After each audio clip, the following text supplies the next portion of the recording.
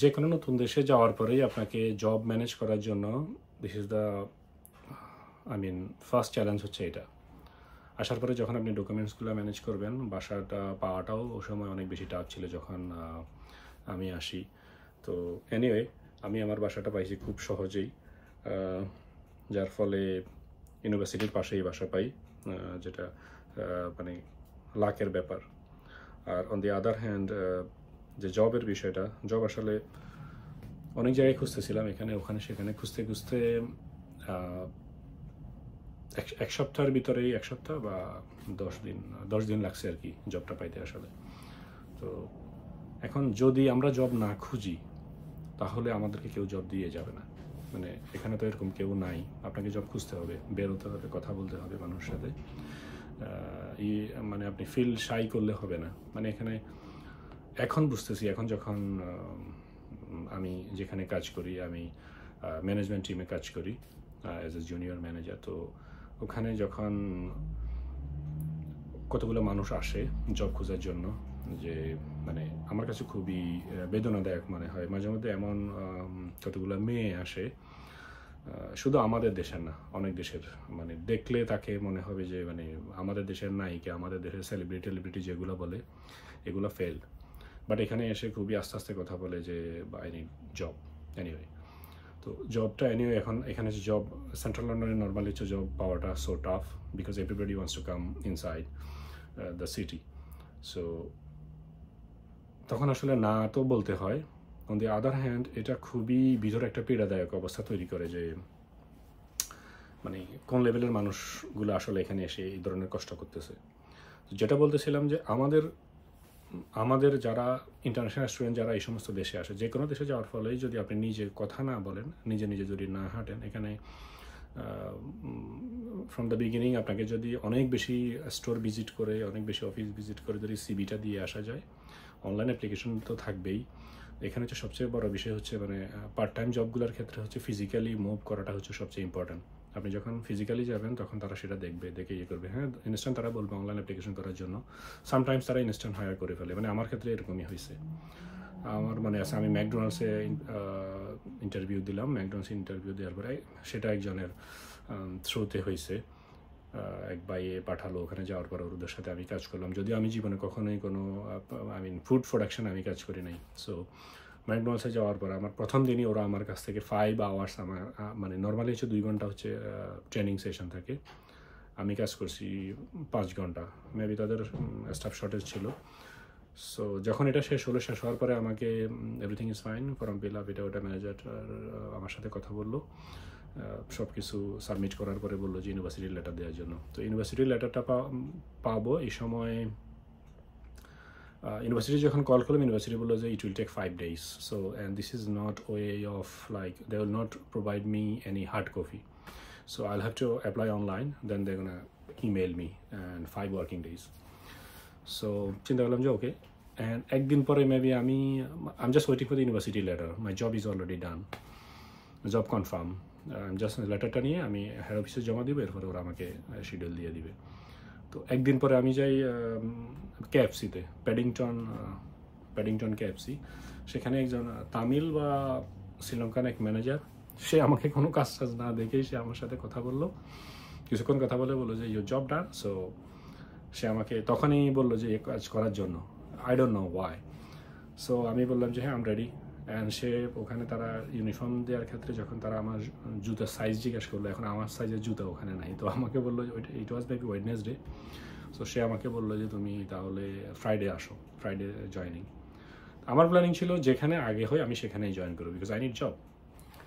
আর তখন চরম মাত্রায় হাহাকার, মানে লক্ষ লক্ষ স্টুডেন্ট এসে সারা ওয়ার্ল্ড ওয়াইড থেকে এখানে আফটার করোনা ভাইরাস, প্যান্ডামিকের পরে এখানে জব পাচ্ছে। আমার জন্য অপরচুনিটি, আমি যেখানে আছি সেখানে জবটা হচ্ছে অন্তত, বাট ইন টেকনিক্যাল কারণে আমি কন্টিনিউ করতে পারতেছি না। ম্যাকডোনাল্ডসেও সেম অবস্থা, কেএফসিতেও সেম অবস্থা, ফ্রাইডে। সো নেক্সট ডে আমি আসলে ফোনে কথা বলতে বলতে হাঁটতে যাচ্ছি, যাওয়ার ক্ষেত্রে একটা স্টোরে ঢুকলাম। আসলে এটা কি স্টোর কি আমি কিছুই জানি না, ফোনে কার সাথে জানি কথা বলতে বলতে ওখানে গেলাম। যাওয়ার পরে ফোনটা একদিকে রাইখা আমি ফোনটা কাটি নাই, এমনিতে জিজ্ঞেস করতেছি এনি কোনো জব আছে কিনা বা তোমরা হায়ার করতেছো কিনা। তো ওরা বললো যে না, ওরা হায়ার করতেছে না, বাট নেক্সট স্টোরে হায়ার করতেছে। এটা ছিল নান্দুস। সো আমি নেক্সট যে Nando's, Liverpool Street, Middlesex Liverpool Street, ওখানে যাই। তো যাওয়ার পর সাথে সাথে ওখানে কি হলো, একটা সুপারভাইজার ছিল যাকে আমি আমার সিবি দিই, সে আমার অ্যাভেলেবিলিটি টেস্ট করলো, মানে জিজ্ঞেস করে লিখে তারপরে সে আমাকে বললো যে ওকে লেটস সি আর কল ইউ লেটার। তো এরপরে ওখান থেকে বের হওয়ার 10 মিনিট পরে সে আবার কল করলো। আমি জাস্ট ওই দিকে হাঁটতেছিলাম, চলে আসবো, আর একটা ইয়েতে গেছিলাম। দেন ও আমাকে কল ব্যাক করলো। কল ব্যাক করার পরে আমি আবার ব্যাক করলাম। ব্যাক করার পর আমাকে বললো যে আগামীকালকে সকাল 11টায় তোমার trial shift, if you have a time you can come. Okay, I will back. So morning আমি সেখানে গেলাম, সেই থেকে আমি এ পর্যন্ত ওখানেই আছি। তো মোদ্দা কথা হচ্ছে এটাই, মানে আমি এটা অনেককেই বলি, বাংলাদেশ থেকে অনেকেই আসে, পরিচিত যারা আছে, আবার অনেকেই যখন শুনে যে আমি একটু বেটার পজিশনে জব করি, অনেকেই এটা নিয়ে মানে খোঁজখবর নেয়, কথা বলার চেষ্টা করে অপরচুনিটিগুলো। এখন বেটার পজিশনে কাজ করলেই তো অ্যাভেলেবিলিটি থাকে না আসলে সবার জন্য, জব জন্য সুপারিশ করা বা ইয়ে করা, এটা তো আসলে সম্ভব না এই সমস্ত দেশে। এখানে সবসময় হচ্ছে ট্যালেন্ট হান্ট, এখানে হচ্ছে সবসময় অ্যাকর্ডিং টু কোয়ালিটি দেখে এখানে কি করা হয়, রিক্রুট করা হয়। সেটা আমার ক্ষেত্রে যেভাবে হয়েছে, আই বিলিভ কোম্পানি এভাবেই করতেছে আসলে। এখানে এটা ওটা মামা চাচা দেখার সুযোগ নেই, this is very rare case. তো যারাই এখানে আসে, তাদের বাংলাদেশ থেকে যারা এই বিষয়গুলো কল্পনা করে যে এখানে আসলে অনেক টাকা অনেক পয়সা না, একটা মাস্টার্সের একটা ছেলে এখানে আসলে সে নর্মালি 20 আওয়ার কাজ করতে পারে। 20 আওয়ার কাজ করলে নিয়ার অ্যাবাউট, খুব ভালো বিগিনিংয়ে খুব ভালো ইনকাম করলে সে 1000 পাউন্ড, আফটার ট্যাক্স 900 পাউন্ড তার পকেটে থাকবে। This is the real scenario. আর সামটাইমস এটাও সম্ভব হয় না, জবটা দেখা গেছে অনেক জায়গায় 20 ঘন্টাও দেয় না, কারো কম দেয়। এটা হচ্ছে, it's not a bad news, this is very realistic scenario. মানে বাংলাদেশ থেকে আমিও ক্যালকুলেট করতাম, আমি মেবি প্রত্যেক দিন 10 ঘন্টা করে কাজ করবো। এখন 10 ঘন্টা করে তো আমাকে এখানে কে কাজ দিবে আসলে? This is very difficult to manage this kind of job. আর rules and regulation, who will take like this risk to, যদি কেউ, আমি কোথাও যদি ইলিগালি কাজ করি, সেখানে যদি আমাকে ধরতে পারে, আমার তেমন কিছু হবে না, কিন্তু যেই কোম্পানি, যে মালিক, অথরিটি, তাকে 80,000 পাউন্ড ফাইন করা হবে। So this is really difficult. On the other hand, যখন আমি ওই কাজটাতে ঢুকি তখন 2 দিন কাজ করতাম, that's it, university 2 days job. So তখন একটা বাংলাদেশে থাকতে আমার মনে আছে, যখন MBA ক্লাসগুলো চলতো, তখন ওখানে আমার মনে আছে একটা লেকচারে এই বিষয়টা আলোচনা হয়েছে যে পৃথিবীর বড় বড় যে সিইওগুলো হয় বিভিন্ন বড় বড় কোম্পানির, ওরা মিনিমাম 15টা 20টা কোম্পানিতে কাজ করে তারপরে সিইও হয়। আমি 20টা পজিশনে কাজ করে, তখন আমার একটা মাথার ভিতরে আইডিয়া করতো, as much as possible I am gonna do different types of job. মানে একটা জব পার্মানেন্টলি থাকবে, এটা পার্মানেন্ট থাকলেও দেন অন্যগুলো আমি 1 দিন 2 দিন করে চেষ্টা করলাম। আমি আসলে ট্রাই করছি অনেকগুলো জায়গায়, আমি একদিন কাজ করছি। কাজ করে আমার কাছে মানে কাজের যেই এক জায়গায় এক রকমের মানুষের যেই কষ্ট, সেটা বোঝারও চেষ্টা করছি। একদিনের বেশি কোথাও করি নাই। আমি DHL it's a world, it's one of the biggest parcel company, যেখানে আমাদের দেশ থেকে একটা পেপার পাঠাতে গেলে, আমার মনে আছে আমি জার্মানিতে একটা পেপার পাঠাচ্ছি তখন 2600 টাকা নিয়েছিল। এই জিনিসটা বাংলাদেশ থেকে আমার জন্য অনেকগুলো কিছু ছোটোখাটো জিনিস পাঠাচ্ছে, অনেকগুলো টাকা নিয়ে নেয় ওরা। কিন্তু এখানে ওদের ওয়্যার হাউসে আমি একদিন কাজ করলাম। একদিন কাজ করে আমার অভিজ্ঞতা খুবই নিদারুণ। যদিও তারা আমাকে কন্টিনিউ যাওয়ার জন্য বলছে, যিনি ম্যানেজার ছিলেন, ওখানকার সুপারভাইজার ছিলেন, সে আমাকে বললো যে if you want to come, welcome. So আমি তাকে বললাম যে না, আমি আমার পড়াশোনা outside of London, number 1। Number 2 হচ্ছে আসলে যে এনভায়রনমেন্টে কাজ হয়, রাত জেগে কাজ করতে হবে। I am not ready to work anymore. রাতের বেলা আমি কেন কাজ করবো? আমার তো ডে শিফট, দিনে আমি কাজ করতে পারতেছি। সো ওখানে যাওয়ার পরে খুবই বাজে, আমি অনেকগুলো মানুষ খুঁজে পাই, যার ভিতরে মোস্ট অফ দ্য পিপল ছিল মেবি বাঙালি, আমরা ছিলাম 2 জন বা 3 জন এরকম। আর আমাকে আমার এক ফ্রেন্ডের ফ্রেন্ড যে বলে, যে তাকে বললাম যে আমি একদিন যাইতে চাই, সে আমাকে এভাবে সাথে নিয়ে গেল। এটাকে বলে ক্যাশ জব, মানে কাজ করবেন সাথে সাথে টাকা দিয়ে দিবে। তো যাওয়ার পরে অনেক দূর, 2-3টা ট্রেন, এর আগে কখনো আমি লন্ডনের বাইরে যাইনি।